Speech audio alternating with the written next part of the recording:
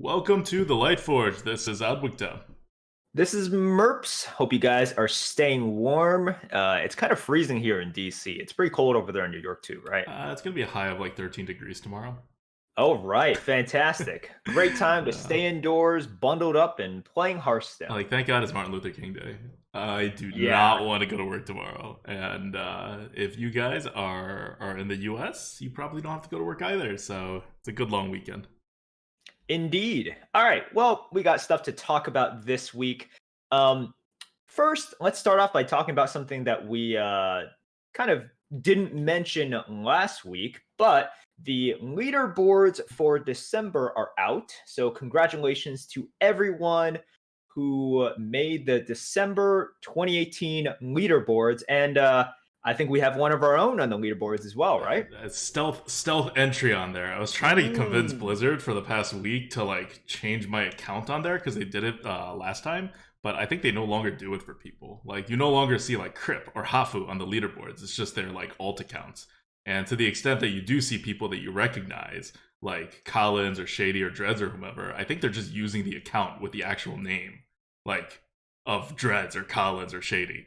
Because they were like I tried and I couldn't get it done, but I ended up number 13 on the leaderboard, and this was announced like a week and a half ago, like on Friday, like after everybody got off work, and nobody really paid too much attention to it except the people who were on the leaderboard. And I was like, okay, I'll let it lie low, see if I can convince Blizzard to not out me.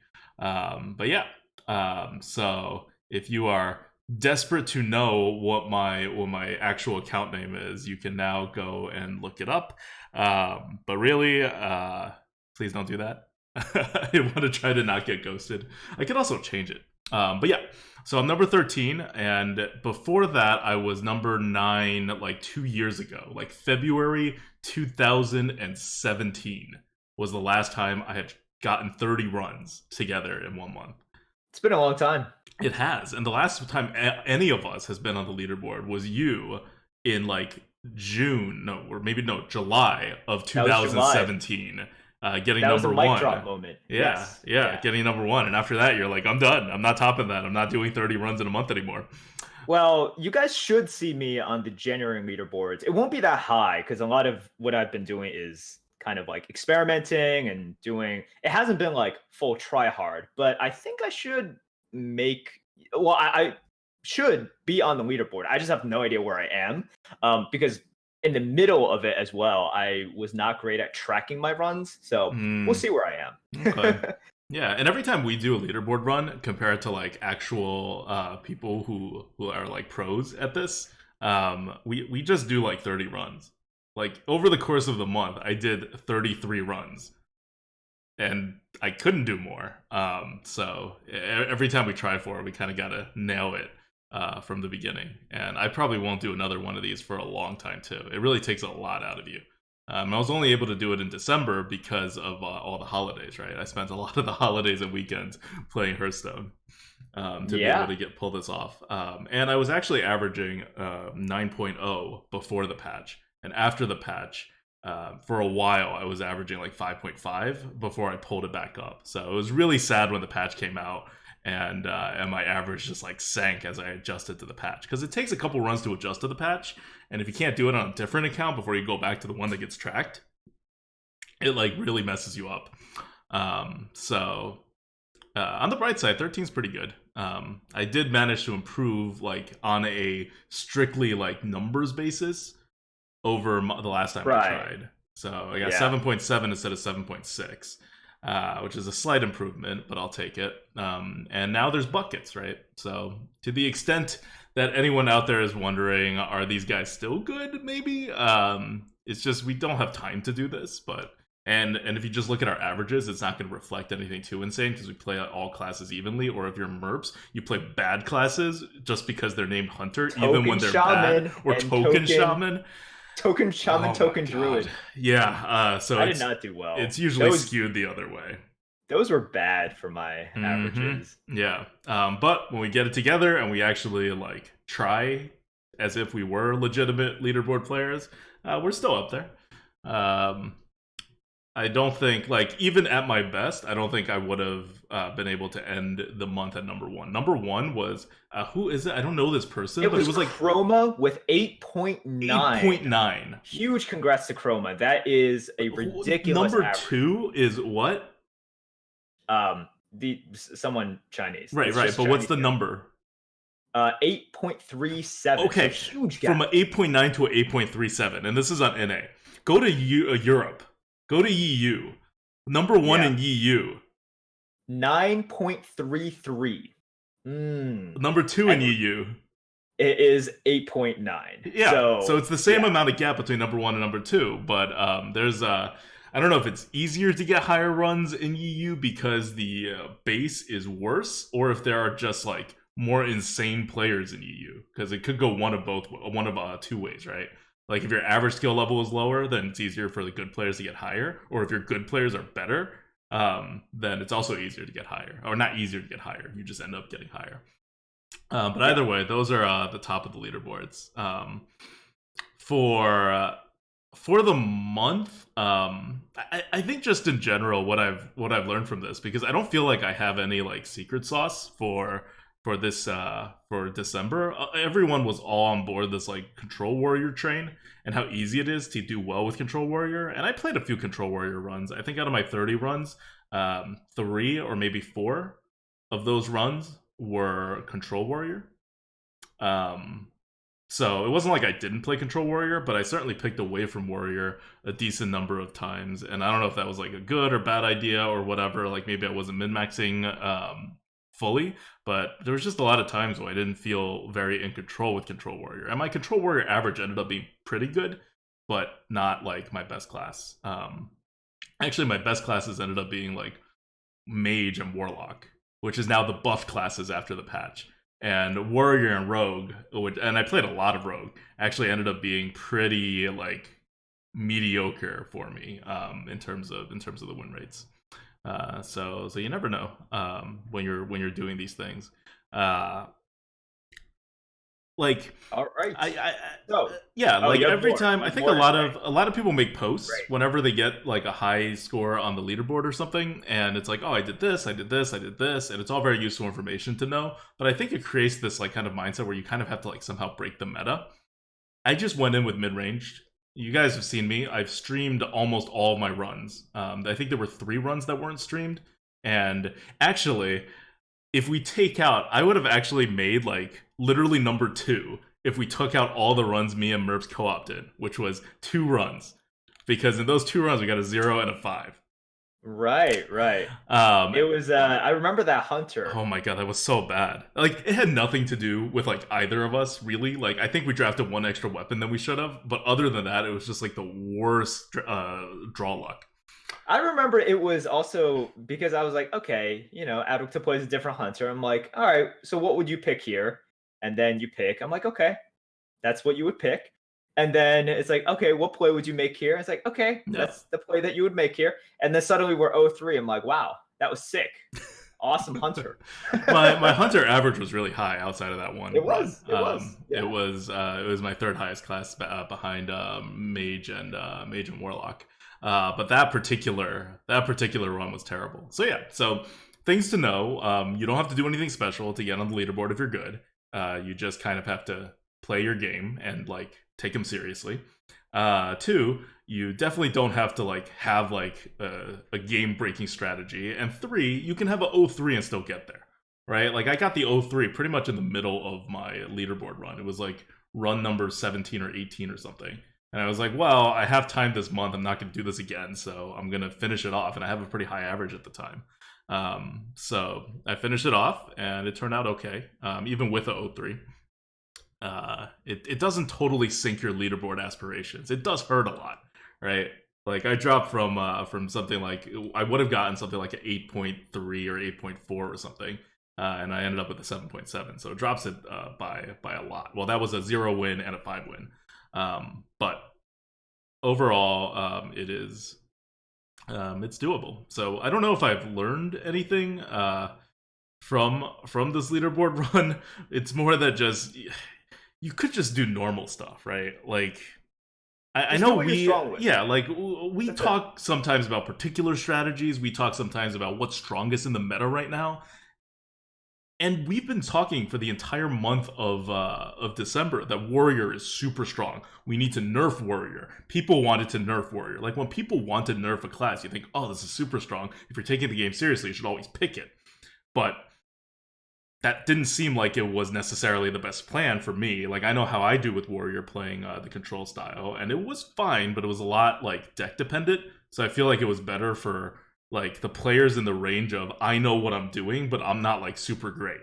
Like in that case, you have a very simple game plan for the Warrior, and you can do really well with it. Um, and your average will be helped by it. But if you're in a place where Yeah. you're like, I want to have the most decisions because I think I'm good at really good at this game, and I want to be in control of everything, then it's very hard to kind of submit yourself to deck quality, right? And say like, okay, Blizzard, tell me how many wins I'm going to get with this Warrior. Uh, and when I did do that, it wasn't like the results were bad. That's why Warrior was OP, right? That's why Warrior got nerfed. But it's not something you have to do. Like you play what you're most comfortable with, what you think you have the edge in. And for me, that's almost always just always mid range. Mid range has the most decisions to make. Their decision number of decisions times how much the decision matters equation ends up more than any other playstyle. I think on a per decision basis, aggro is going to be much more impactful than mid range. But in mid range, you make a lot more decisions. So eventually, the sum of it is going to be more than aggro. I think, and so that's where I wanted to lean to, and I consider myself a macro player, which means I'm always resource trading. I'm balancing the amount of cards I have with the amount of tempo I have, with the amount of life my opponent has, with the amount of life I have, and I keep trying to make that balance and make efficient trades between all my resources. And I have a good idea of what my outs are. And one of the things I've been saying like very strongly for the last like month and a half is if you're building a mid range deck, the meta has gotten so swingy, so polarized that it's much more helpful now than it used to be to build mid-range decks with a lot of reach and with a lot of survivability. And not like with a lot of reach or a lot of survivability, but you need both. Like I feel uncomfortable without 3 cards that are actively healing me and 3 cards that are dealing direct damage to my opponents without it being considered a buff. Unless I'm in a class that only has buffs, in which case I count buffs as like half. Like buff Yeah. attacks. It's interesting that you bring this up, right? You're talking a lot about mid-range, and you were saying mid-range was the way in December when it wasn't as popular before, but mid-range seems to be the way that a lot of people are playing now. Yeah. We definitely see a lot more mid-range now. Mid-range got opened up more when Warrior went down, because mid-range was defeated by Control Warrior, like very strongly. And all the classes that basically try to do Control Warrior type stuff better than Control Warrior, like Priest. Now, Control Warriors are weaker because they specifically nerfed it. The other classes, in response to that, don't have to go as deep into their control format, and so they're playing a little more just like large mid-range rather than control, and so it's all moving in that direction. But the mid-range I normally played wasn't even large mid-range. I think in today's meta, the mid-range I did in December was typically like faster than what you see now. Like I would rarely have 5 cards, 7 mana or more. I try to keep it at 4. I want at least 3. If I have less than 3, then I feel like my deck is a little thin. My goal is 4. I think right now, if you look at most mid-range decks you're going to face in the arena, the average is probably like 5. So my mid-range is actually a little bit faster than other people's because I like the flexibility. Like I think you're more in control the faster you make your deck, and you're more at the whims of Blizzard giving you good cards the slower you go. So whenever possible, I want to like push it a bit faster. And that doesn't work. It like in this meta, that's not like a good plan. Because if everybody has 5 big cards and you have 4 big cards, you're at a disadvantage. And you're like being a little bit faster will rarely have the impact that you need it to have. The deck that's a little bit slower than your deck is going to beat you. Like that's a very normal TCG kind of concept. So it affects all the card games. So, but in the December meta, that wasn't really the case, and that was also one of the reasons why I didn't adjust immediately when they did a patch. Because when they did, before the patch, it was super control, and then like various amounts of mid-range to aggro decks. In which case, you can make your mid-range faster because you're not dealing with super control well anyway, and making your deck slower deals worse with super control. But once you spread them out like you do now, where all the decks are kind of pretty evenly represented between aggro and control and mid range, kind of in a bell curve where there's a lot of mid range and then it kind of tapers off as you go over there, then it makes more sense to be in like actually in the middle of mid range. So Yeah. that's one observation that I have between the current meta and the meta in December. And it's something you can think about too in terms of how you're structuring your decks. Like if the meta is not absolutely like bell curve even with like everything in mid range, and then like you guys know how bell curve works. If it's not like that, then there are like I guess little pockets that will make things work a little better or a little worse. And as it got more bell curve shaped, even after the patch, I'm going to call it the mid patch. It's the patch where they rebucketed things that added the Rastakhan bonus. Once that came in, the bell curve became more formed as opposed to before, where it's like one giant spike for warriors on the control side, and then even everything else. And once it got a little more bell curvy, like I had to make my decks a little heavier, and it took me a few runs to adjust to that. Yep. So that's where we're at. The prominent decks and prominent archetypes are heavier mid-range, with the exception, not really exception, but Warlocks, whenever they play Zoo Demon Bolt decks, they can trend a little bit faster because they have a natural refill. But still, they're playing mid-range style, and you rarely, if ever, see aggro in the public. If you face me, you'll see aggro, but if you face the public, you definitely will not see aggro. And if you see Hunter, there is probably like a 2% chance you're facing a true aggro Hunter. And more than likely, you're facing either a failed mid-range Hunter or the rare unicorn of someone who, against the offering odds, drafted a really good mid-range Hunter deck. I think if you stretch your definition of aggro hunter to not your kind of aggro hunter, but just significantly more aggressive, like having 1/7 mana card or 1/7+ mana card or below, and call that aggro, because that is very significantly more aggro than your average deck, then there's plenty of aggro hunters around. Yeah, they don't play aggro though. They I've seen don't too many because of they them. suck. Because people Yeah, suck at playing hunter, but they are built as if they are a which is the aggro deck. worst. If you built it like that, but then you don't play it like that, like Yeah. it's even worse. It's Yep. so much worse, and which causes hunters not to win a Mm-hmm. lot. But yes, I have seen hunters who are facing me, and also hunters facing like Dreads or other streamers, and it's so bad. They have 11 damage on the board, and they'll trade into a Threshodon or something, and I'm just like, yeah, you're not in a good spot, but you just sealed the win for your opponent by doing that. It disgusts me. Like these people are disgusting. Yeah. I mean, the game is, at its base, the game is about resource management. So if you're going to value tempo over opponent's face damage at certain times and you shouldn't, you're going to lose. And if you're not going to lose by doing that, then this game is crap. Because that's the strategy element of the game. Like, that's your entire macro strategy element. Right? Like, you have nothing really more than that besides, like, I don't know, wait for combos, which is not really a skill. Like, or like be able to use all your mana effectively, or like count well, or like read good. And these are all important things to play in the game. They're necessary things, but past a certain point of being able to do it, like you guys know, I can't count. I don't magically gain the ability to count when I'm going for the leaderboard. I don't gain the ability to read. I don't know how many interactions work in this game. I don't even know how, like, I feel like a third of the legendary cards, I just don't know what they do because they're generally not in the arena. But it doesn't matter because this is ultimately at the core of it. And that's why we started the Arena Coop in the first place. That's why we started streaming in the first place, is because I very firmly believe that, at least in the arena, Hearthstone is a very deep strategic game. And the proof of that is that good players will win consistently and a lot more than bad players. And how does this come about? Well, it doesn't come about because I'm better at math than people.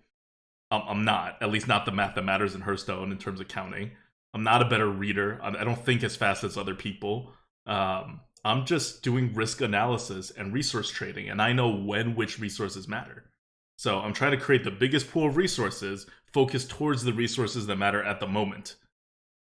Now, if most people don't know what resources matter at the moment, and then if even more people don't even know how to maximize their resources, then you're going to have this like divergence in win rates. And that's a lot of the times what this game boils down to. It's not very sexy to think about the game that way, but it works, and it works throughout like almost any meta. Basically, whenever this stops working, rather than like works a little worse, but whenever it like is fully broken, then that's when like you'll hear us saying like, oh, the meta's actually broken. Like there's a particular card or strategy that's like nullifying what it means to be a good player in the arena. Because it's making your decisions on the macro side no longer matter. And then it just becomes a luck game or a counting game or a memorization game or a rock, paper, scissors predicting what your opponent has game. Yep. Okay. All right. So we touched upon the leaderboard a little bit, and you were talking about win rates as well. And I think this dovetails well into something else we want to talk about this week, which is Ixar, who, as you guys know, is part of the Arena Balance team, had a post on Arena HS approximately 2 to 3 days ago. And the post is called Current Arena Meta, where someone asked, like, oh, what is the class tier list like now after the most recent patch? And Ixar came into the thread and stated, here is where the classes are now after the micro adjustment update. And he compared the class win rates, quote, now, which was 2 days ago, to before they micro adjusted. And the numbers are surprising for me. Now, let's just go through the numbers. So as of 2 to 3 days ago, the class win rates for all 9 classes after the micro adjustments were very, very close. So the bottom. This is according to Blizzard stats, which is all players, yes, like anyone who's ever played the arena. This is everyone. Yeah. So as of 2 days ago, the win rate, the lowest win rate was Druid at 48.6%, and the highest win rate was Warrior at 50.9%. And everyone else just falls into the middle. Okay. Not like there was a huge middle gap. It is pretty close together. So when you first see this, you're like, one, oh, that's pretty close. That's pretty balanced, right? And two, you may think like, oh, well, maybe it's always that balanced, right? Because maybe there's so much data from so many players who like, it doesn't matter what kind of cards you give them. They're going to do the same mistakes. They're going to do the same right plays. They're going to get the same kind of results. So the meta could be super unbalanced, and you still would only get like 52 or 53% win rate. Maybe that's the case. I don't know, right? Because if you look at the meta right now, it's not that balanced. Not that balanced by those stats. So that was my first reaction looking at it. But then they showed off their old stats. This is the stats pre-patch on what the win rates are. So before micro adjustments, so this is before the latest patch, the win rates were a lot more polarized. You had Shaman as the worst class at 46.1%. And the best class was actually Hunter at an extremely high 54.7%. And Warrior, which was sort of the king for a long time, was, quote, only at 52.7%. And you had Rogue at 51.6%, and everyone else fell way below that. Well, Mage was low 48, but everyone else is way, And keep in mind that the entire time we always have HS replay stats, which is what 55% win rate players average, or 55% win rate players who like care more, I guess, right? Like to look stuff up and whatever, what they average. And that's been consistently showing Warriors at around 53%, Hunters at a little bit, Hunters at around 53% too. They were like neck and neck. Yeah, they were neck and neck. Yeah. Et cetera, et cetera. So right What's your now, take on this? I right found it now, really like weird. if you look at HS replay, right? Just in case Yeah. people aren't checking HS replay, you have kind of the same situation, which I think is interesting. That's what I was pointing out in the last Lightforge, which is that nothing changed. Instead of Warrior having 53.1% win rate, Warlock now has 53.4% win rate. Why? Because they freaking buffed Warlock when there was no need to buff Warlock. Mage now has 51.6% win rate because they buffed Mage when there was no need to buff Mage. Warriors are good now at 50%, Rogue at 50%, Hunter and Druid are around 46.5%, and everything else is pretty good. So it's definitely more balanced than before in the lower end, but on the top end, it's not that much more balanced than it was pre-patch when you're looking at the HS replay stats. But when you're looking at Blizzard stats, apparently it's almost perfectly balanced. Like if those are the stats that HS replay was putting out, we would be like, oh god, like we're set, right? Like we don't really, you don't care if there's a 1.5% difference between the average and the highest win rate class. Like that's not making things terribly unbalanced. That's pretty good.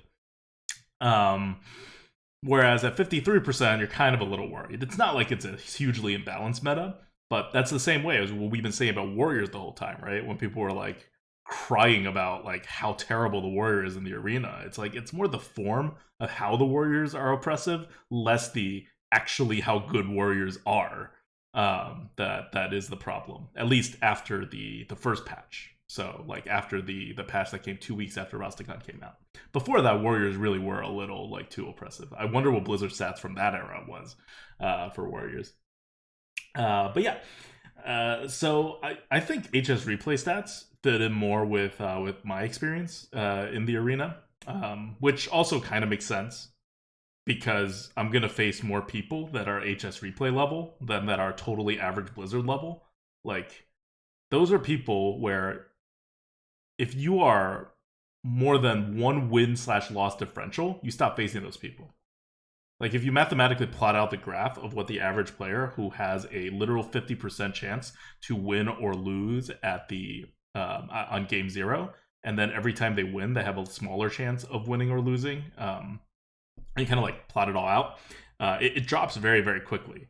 Like if you're 3-1, for example, you're not facing. There's a very slim chance that you're facing any of these people that Blizzard are taking their stats from, because the pool of quote unquote average players is hugely outweighing any amount of players. Like you don't think of 3-1 as being like really good, right? Like, but if you take an average player who averages 3 wins per run in the arena, and you look at all their runs and you see how often they start 3-1, it's like less than 10%. So on the other hand, if you take a look at someone who has like 55% win rate, like the average HS replay player, and you see how often they start 3-1, they start 3-1 a lot more often. Like you may think like, oh, they just win 5% more, it's not that big of a difference. But no, once you get to a certain point, when you have these cutoffs, you're seeing different types of players much more frequently. And that's just kind of like bell curve math. Yeah. So they're coming from two very different statistical sources, and your experience as an above average player, I assume almost everyone listening to us, if not literally everyone listening to us who still plays this game, is a above average arena player, meaning you average more than 3 wins per run. Your experience is going to be more HS replay. And if anything, you should extrapolate to push HS replay even more, because the average player you're going to face, if you're like a 5 win per run player, let's say, is going to be even more towards that side than towards the Blizzard side. So the meta kind of shifts more as you go up. Like Warrior from last month was a great example where I think it was really pretty oppressive to average players and still pretty oppressive to good players. But when you get to like the best players, it becomes a little less oppressive. Like it becomes just like the top class. Yeah. I think that's what you can conclude from this data. I just found it kind of weird. Not just the fact that it is different. I think that's not surprising at all, but how different it is, right? Like the fact that among everyone, the arena pool at large, how dominant Hunter was. in which, Hunter was at 54.7%. The second best class is Warrior, but it wasn't even close. Mm-hmm. It's a 2% difference, which in terms of win rates, that's a chasm, right? 2% is But huge. like, think about all the Warriors you faced at 1-1 or 0-0. Like, they were beyond trash. Like, I felt this since the beginning of Rastakhan, which is whenever I face a Warrior at a decent win rate, like whether I'm 4-1 or like, whatever, they're good, right? Or if I'm at like 9-10 wins, like Mhm. they're pretty oppressive in the sense of they have the cards they're supposed to have, they do the things they're supposed to do. But whenever I face a Warrior, when I'm like 0-1 or like 1-1, they really suck. Like, they suck worse than other classes. It was always my favorite to actually face a Warrior whenever I lose a game. Like, that's just my personal anecdotal experience, but I think there is a group of people, a very large group of people, who at some point heard that Warriors were pretty good in the arena and just started playing Warriors, but had zero idea of how to draft Warrior or how to play Warrior in the arena. And so Warrior was like terrible. And that kind of counterbalanced a lot of the like actually Warrior was still pretty OP from people who are arena players and or know how to play Warrior in the arena, or like did a little more research or watched a few more streamers and saw how to build an actual Warrior deck in the arena. Like, they weren't even building those decks correctly. Like, you had a lot of like what would basically be a mid-range Warrior or like a control Warrior without control cards. Like, maybe the draft's busted, but I feel like the percentage that I was seeing of those were people who were actually like passing up warpaths or like whatever, right? Sure. Yeah, okay. I can see that. Anyways, cool stats. Yep. Good to know about this stuff. Good to see Ixar and the team, interacting, giving us some stuff to chew on. So let's extrapolate this. Let's see where Blizzard's going to go from this. Because Blizzard's going to see the win rates right now and say everything is good. Everything is not good. Everything's okay. The sky isn't falling. If we stay in this meta, no one's going to be like, oh, it's a terribly imbalanced arena game. But the meta is definitely not balanced. Like, on a scale of like 1 to 10, 10 being unplayable, maybe 5 being where the Warrior dominance at the beginning of Rastakhan was, we're probably at like a 3, and like 1 being like perfectly balanced, we're probably like a 3 or a 4 right now. Okay, so you flip this because typically people have 10 as the good thing, and you have 1 as the good thing. No, I don't think there's typically. It goes either way, right? Would you rather be number 1 or number 10? No, but that's not on a scale of 1 to 10 works. I would say a vast majority of time when someone says on a scale of 1 to 10, people think of 10 as the good thing. Well, I think people then have to expand their minds and realize 10 and 1 are arbitrary points that you can set arbitrary things to. I agree that they're arbitrary, but society has deemed 10 to be the good thing. Oh, that's the you problem. Are just but if you're not aware of like what society's doing and you don't care too much about it, then you can just set it at whatever you want. As long as you say it, right? Then you've said it. It's not confusing unless I don't say it and I just arbitrarily use 1 and 10 and don't tell you what 1 and 10 means and start like giving you like ratings. I've defined my 1 and my 10. Anyway, we're at like a 3.5 right now on my scale. And that's okay. Right? We're things are okay. We're not gonna make a post on Reddit about it. We're not gonna like complain too much about it. But it could be balanced better, especially if you have a whole machine algorithm designed to balance the game. And normally you would think that they would just keep balancing the game until it got better. But I don't think they're going to. Right. Okay, so this is where I think is a good analogy, right? This is sort of the Thanos solution, where Blizzard has identified, okay, this is our goal. Our goal is to have things perfectly balanced, just like Thanos, right? Every class needs to be as close to 50% win rate as possible. That is our goal. We have made that our objective. We're going to use all the tools necessary to try to get all classes to be perfectly balanced at 50%. And as of this point, they are succeeding massively, right? This is exactly what they want to do. Now, the big question is like, well, is that what we Well, want? Is there's that a reason good? Thanos is the villain. I'm sure a lot of people think Thanos is the villain because he's like killing people, and He's people who killing, kill people right, are right. bad. But here it's cards, so it's like, But I think he's more of a villain than just because he's killing people. What always bothered me about Thanos, and this is very fresh in my mind because I only watched this movie since it was on Netflix, so it was like a month ago. oh, Um, he really does not understand how ethics works. Like, as a meta ethics major, he is killing that's people exactly what I wanted to like point out. Yes, I'm glad you brought it up. indiscriminately, whereas there's some very simple ways to judge good people and bad people. Even if you're not going to Right. get it fully right, you can get a better percentage right than literally 50-50. And two, he like goes to planets, kills people, like half of them, and then he once again kills another half of them, like when he snaps his fingers. But there's a lot of spoilers for Well, people who haven't seen. right, But I right. think I people already haven't. know this by now. This has been around for a long time. Um, but yeah, and that's just like double counting. That's like classic double counting. You can't do that. That's no longer part of your whole thing. Right. Or else, why would you bother killing half the people on each planet? You would just kill all the people on every planet you reach. So eventually, the galaxy's population is halved, right?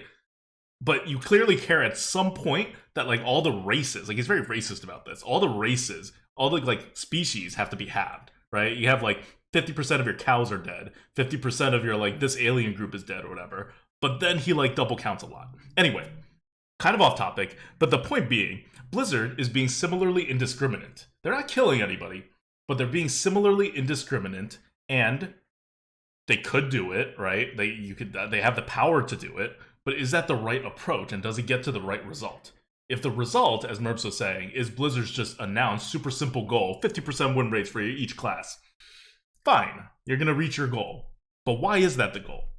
If the goal is balance, then you're gonna have to dig a lot deeper into game design and balance design on what exactly balance means, what exactly like you're going to do about that. And there's always this tension in video games, especially competitive video games, about whether you balance from the top or you balance from the middle or you balance for like noobs or you balance like somewhere in the like sort of top, right? Like I'm playing Smash right now, and Nintendo was very clear coming out, and it said Elite Smash is used for our data for balancing. That means nobody below the top 3.5% of players matter when it comes to our balancing group.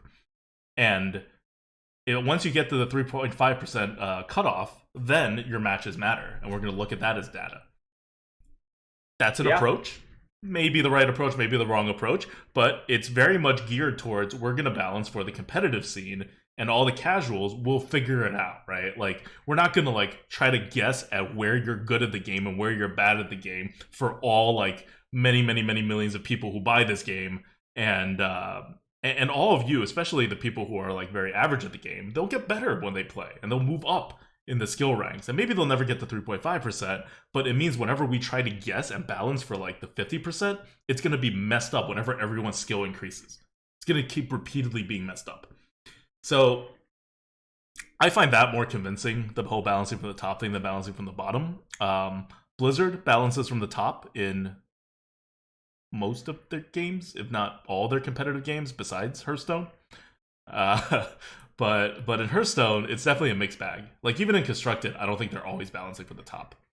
So you definitely see the like casual roots of Hearthstone kind of showing through. And when it comes to the arena, the even more casual than Constructed like philosophy kind of showing through here.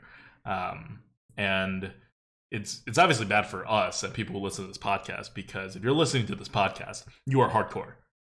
Like unless someone's forcing you to listen to the podcast, or you just like randomly stumbled upon this, or you're watching for Merps's swollenness for whatever reason, you're hardcore about this arena thing, whether you play or not. And this philosophy overall is not going to help you as much as another game balance philosophy would help. Same with the buckets, right? We have the same issue with buckets, where because they're using pick rates, and they're using pick rates from average players, it's just not going to be balanced for the top. It's always going to be unbalanced for the top. And we're not just saying like, oh, it'll be a little unbalanced for the top. There's not going to be a real gate here. Like, you're always going to be able to get a significant edge on the top by playing a particular class, by going with a particular strategy, by only picking cards on the top half of like these buckets, because Blizzard is bucketing based on memes and like how pretty the card is. Because once you're bucketing cards based on what people's decide, then you're bucketing the cards based on all the reasons people may use to decide on the card. And people are really into memes. They're really into pretty art. They're really into cards that they know from Constructed because they're familiar with them, right? I mean, they're also really into good cards, so it's not like how good the card is in Arena doesn't matter. Like, people know Tierlist. They'll use it a decent percentage. Like, enough people will use Tierlist, or word of mouth will get to people about like a particular rating on a tier list or whatever, that there's some control for it. But it's also a lot of stuff that have nothing to do with how good the card is. Yep.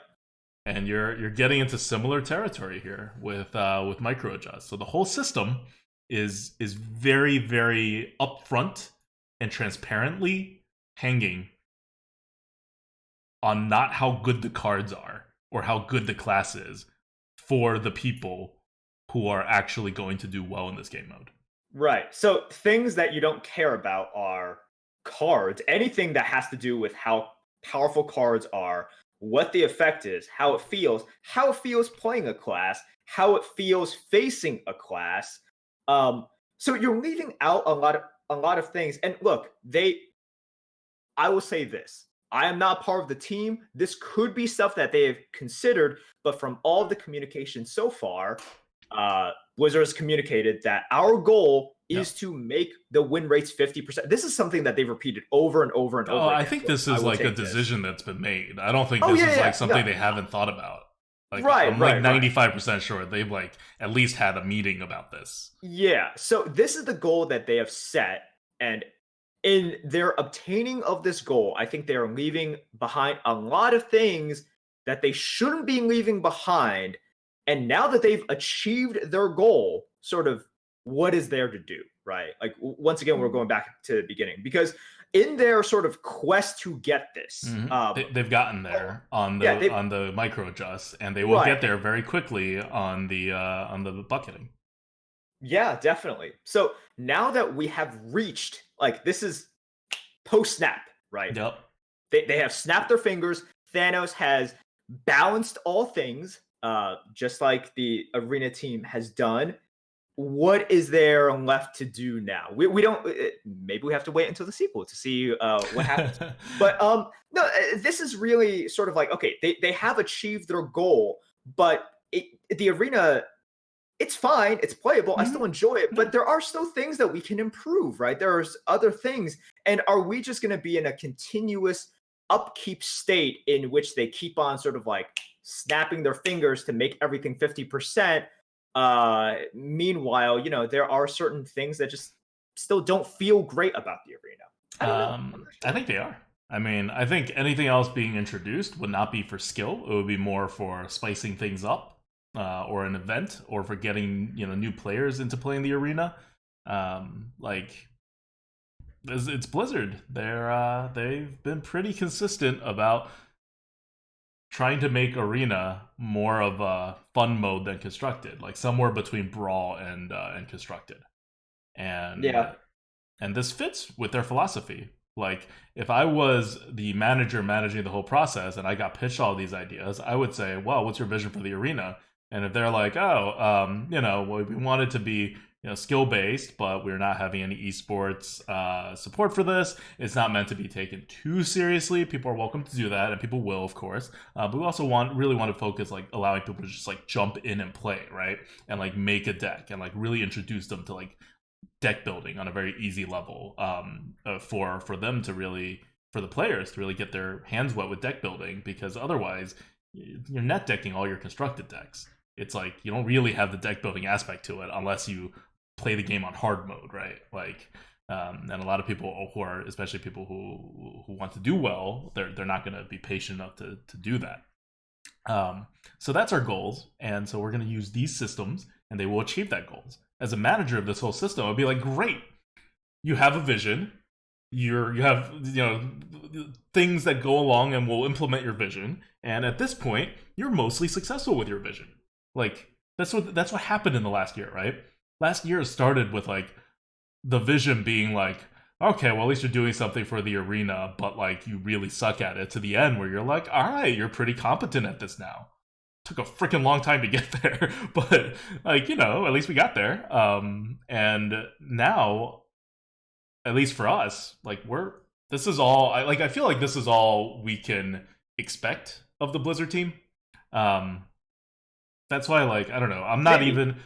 honestly don't know. That's the thing. I honestly Oh, don't know. I'm pretty sure this is all we can expect of the Blizzard team for balancing in terms of caring about the high level players, because there's also a lot of low hanging fruit in the arena that'll just like make arena more popular or get them more players and get them more money and just things that are more important than like supporting top arena players, which is a very small percent of the Blizzard community still, right? And a even tinier percent of the like esports community, because they haven't supported it, right? You need to support it for the community to grow like that.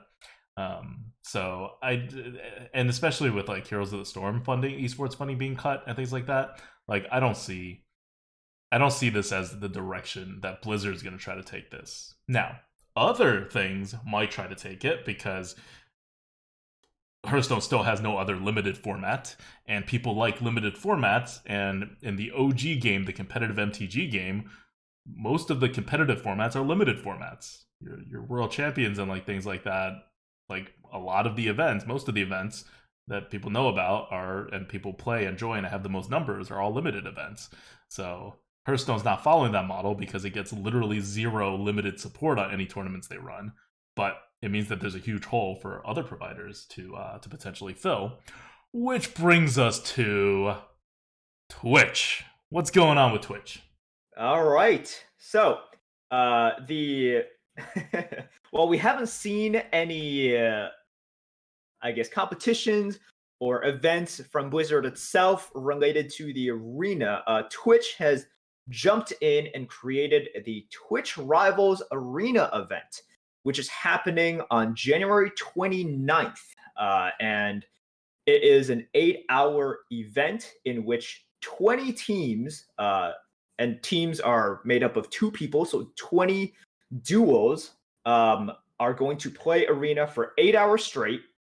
And each person or each member of the team will get a score at the end, which is the total number of their best 3 consecutive runs combined. So if I am in the event, which I am, and I post, a 10-win run, a 10-win run, and a 10-win run, my score is 30. And then whatever score my partner has as well, you combine those two, and that is the total score for your team. And then whichever team at the end of the 8 hours has the top score is the winner of the Twitch Rivals Arena event.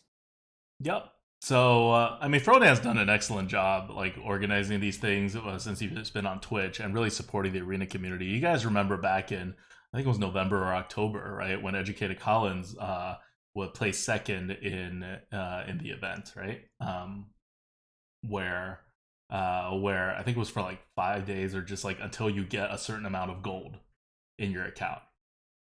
And that's stuff that Twitch supports, and they really stepped in to fill in the gap. Those are the rules, and we've both been invited. Although, so this is what happened. If you guys are wondering, so me and Merps are both going to be part of this event. There's 20 teams, and we're not going to be on the same team. We're not going to be on the same team. No, we're not going to be on the same team. And here's so why don't you tell them how it came to be that we're not on the same team? Oh well. I just recognized that was the vastly better looking player, I guess skill has a part of it as well. But I was like, I need someone that can match my suave sophistication. And thankfully, I had someone out there who was thinking the same thing. So Disguised Toast asked me, Merps of the Grinning Goat, to be his partner. And I was like, yeah, of course. So now we are team Disguised Goats, and everyone else is now playing for number 2. So, so I think this guy's toast was one of the earlier people that were contacted about this or something, and you can't pick a partner from the list. So in any case, me and Merps would not have been able to be partners because I think we would have been both on the invite list. But Merps got picked before the full list was out or something like that, and so this guy's toast was able to nab him. And Toast messaged me, I think, right after he knew about the event. yeah, because I was also asked by Hafu literally half an hour after Toast asked. So Toast scooped me up. That's also, how you know the important people. These are the people that like they need to get the event off the ground. So they get like they know about it beforehand and they can draft people. The rest of us, we knew about it like when it was announced. Like I was literally on a tweet that's like at a bunch of people, including me, and I'm like, oh, I'm also invited to this? Okay, I'll join. And so I drafted Tex. You guys probably, we host him sometimes. He streams usually like after us or like with a little bit of overlap on weeknights, and he's on the leaderboard a lot. He was, I don't know, number 20 something on December's leaderboard. And yeah, we're going to. It's interesting, right? Because there's a bunch of teams that are formed with like top arena players, a bunch of teams that are formed with like no arena players, but like top constructed players, and then like some other teams. How has Toast been doing in the arena? Does he like play arena? Look, if you go watch Toast streams, all he's been doing is just chatting and League of Legends, but I'm sure he is just grinding arena nonstop whenever he's not streaming. I'm 110% sure. I mean, that's the disguise, right? He pretends like he's not playing the arena. Name. Disguised Toast. It's not transparent Toast, He's disguised. Look, we have a plan. I am not worried at all. But you guys should definitely watch. It is on January 29th, and play begins at 10 a.m. Pacific time, 1 p.m. Eastern time. Everyone is going to be streaming it. It's a huge event. Literally everyone. It's 20 teams. Each team has 2 people, so it's going to be 40 simultaneous streams for the 8 hours of the event. Right. Let me read off some of the confirmed teams. So there are still some teams that have yet to be confirmed, but did you say the prize pool, by the way? There's a prize pool. It's like a decent amount of money. I was surprised. It's like $10K, right? It's $10,000 prize pool. First place gets $4,000. Second place gets $1,500. Third place gets $1,000. Fourth and fifth get $750. Sixth through 10th get $400. So all you have to do is make top 50%, and you get a little bit of something, But the teams, and there are some big names, stacked teams. So Crip is going to be playing. Crip is paired up with Zeddy. They are a team. Dreads, as you know, consistently top leaderboard player. He is pairing up with Boozer. That's a powerhouse of a team right there. Hafu is pairing up with Dog. Sun Glitters is pairing up with Miss Elbow. Of course, our very own ADWCTA is pairing up with Tex. I'm pairing up with Disguised Toast. Collins is pairing up with Tarkham TV. Shady Bunny is pairing up with Tachi. That should be another very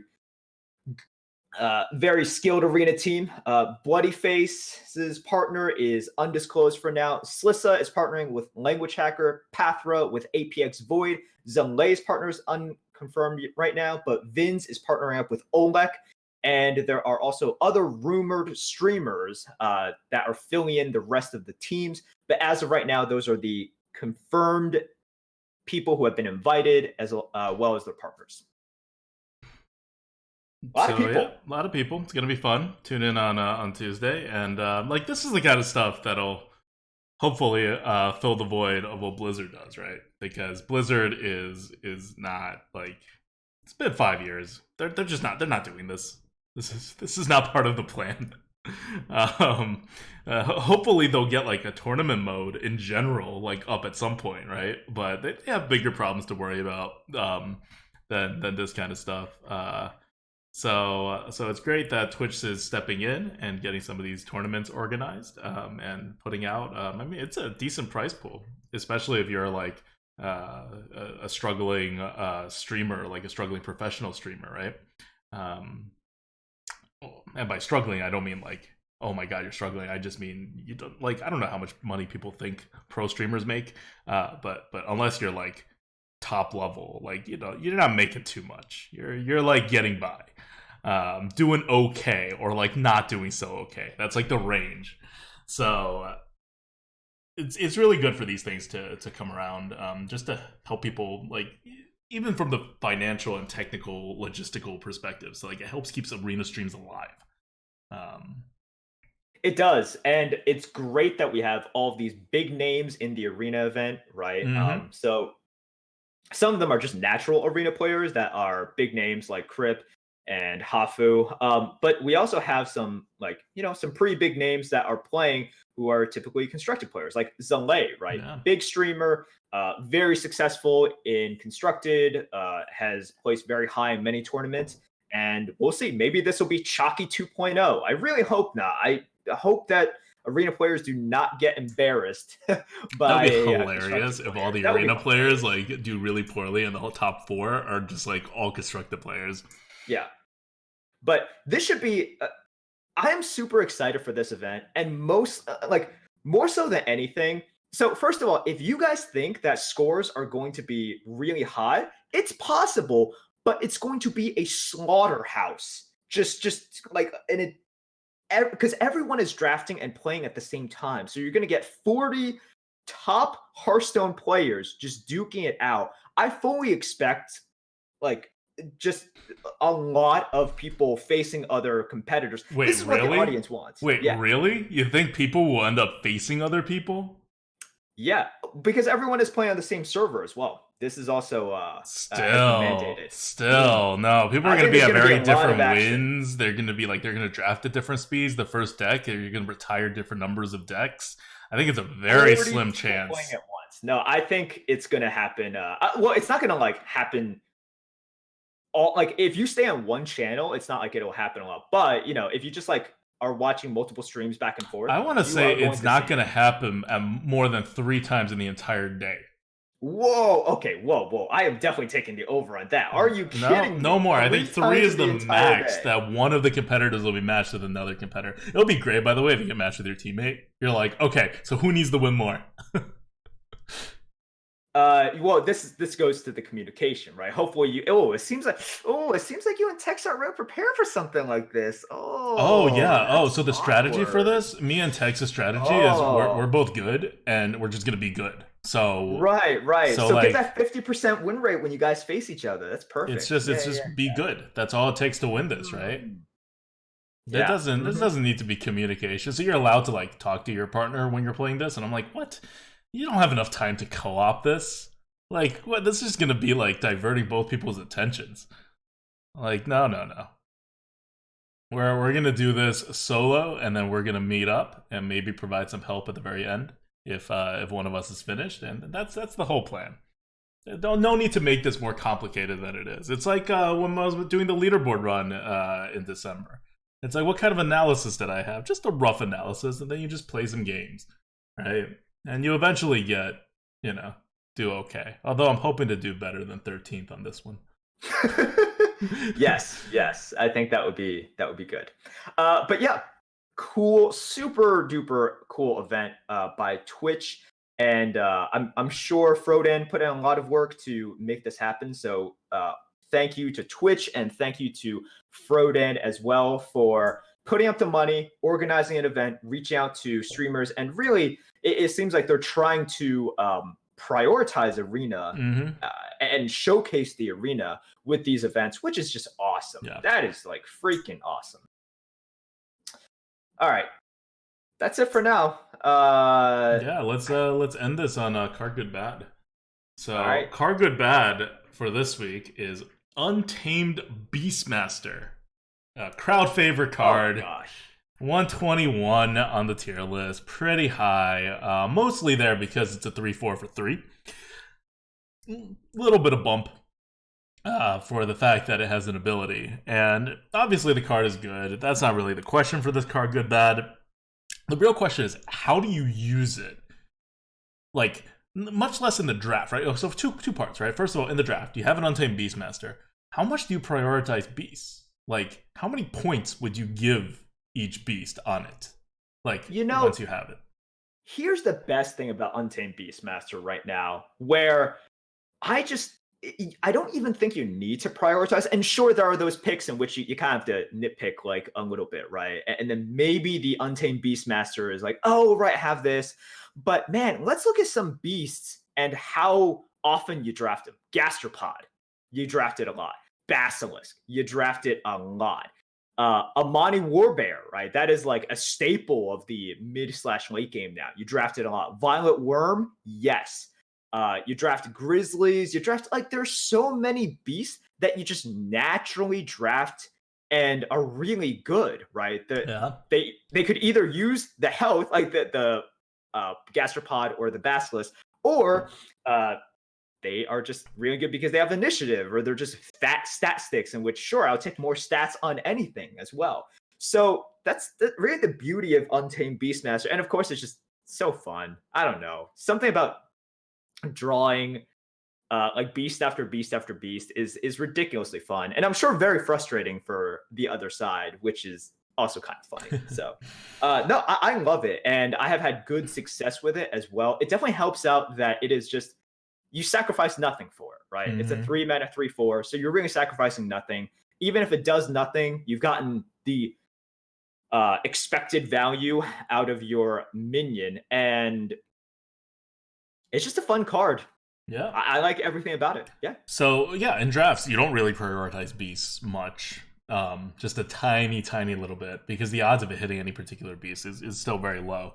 On the board, though, interestingly, how much do you protect this? Like, how out of the way do you go to like make sure it stays alive for a turn, right? I think, yeah, because okay, so the most basic thing is it comes out. There's a 4/3 on the other side. Do you trade to hit it? Well, I think this Untamed Beastmaster, like, the fact that it has an ability shouldn't really factor into that decision at all, because your opponent will just hit it anyway if they want to, and then you won't get the ability. On the other hand, whether you deal the 3 damage or not, and like whether you give the 4/3 an opportunity to kill something else is probably a more overriding kind of concern. But what I do find happens a lot in my decision making is I have a choice of 3 drops which one to play, and the Untamed Beastmaster is going to die if I play it, and another card would as well. Do I save the Untamed Beastmaster? And like the other card's a little more risky. Like, it'll trade on the board the same, but like, you know, maybe it's a 3/2, right, instead of a 3/4, and so it can be removed more easily. Or in the other scenario, it's I could eat a card with Untamed Beastmaster, and it will take 3 damage, and it will be a 3/1. Do I do that, or do I like use a removal instead? Because normally you just do it because it's a good trade, but how much do you want to keep the Untamed Beastmaster healthy?